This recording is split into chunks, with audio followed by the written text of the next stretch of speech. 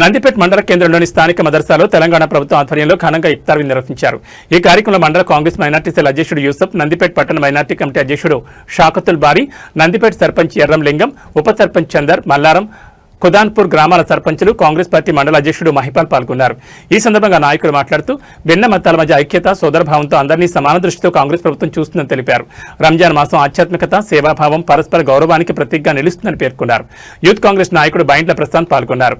అలాగే వివిధ మసీద్ కమిటీల అధ్యక్షులు, ప్రజలు, హిందూ ముస్లిం సోదరులు పెద్ద సంఖ్యలో హాజరై కార్యక్రమాన్ని విజయవంతం చేశారు.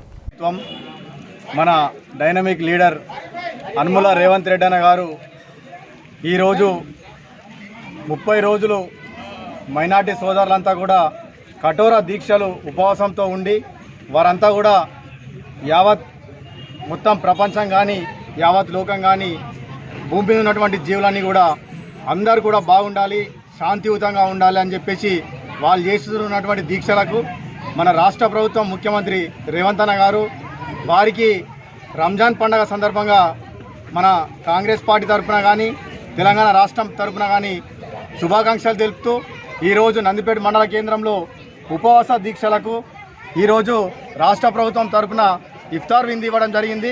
అదేవిధంగా మండలంలో కానీ రాష్ట్రంలో కానీ అందరికీ కూడా నిరుపేదలకు, మైనారిటీ నిరుపేదలకు రంజాన్ తోఫా కూడా ఇవ్వడం జరిగింది.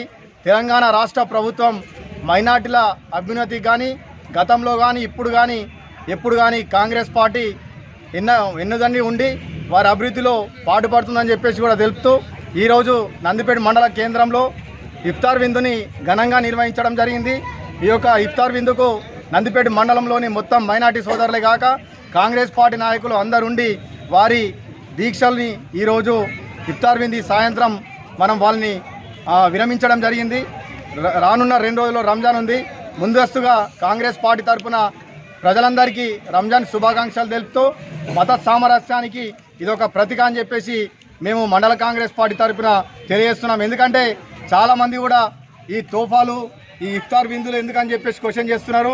కానీ ఎక్కడ కూడా ఇప్పుడు మీరు గతంలో చూడండి, వేరే దేశాలలో యుద్ధాలు జరుగుతున్నాయి, కానీ ఇక్కడ లౌకికవాదం, అన్ని కులాలు, అన్ని మతాలు ఉన్నప్పటికీ ఇక్కడ సామరస్యంగా ఉన్నా అంటే మన ఓపిక, మన కుల మతాలకు అతీతంగా ఉండడం, మన లౌకికవాదం, మనం కలుపుకపోయే తత్వం ఉండడం. కావున కులాన్ని మతాన్ని వేరే చేయకుండా కలిసి ఉండడమే మా లక్ష్యం, కాంగ్రెస్ పార్టీ లక్ష్యం. కావున ఈరోజు ఇఫ్తార్ విందు ఇవ్వడం జరిగింది.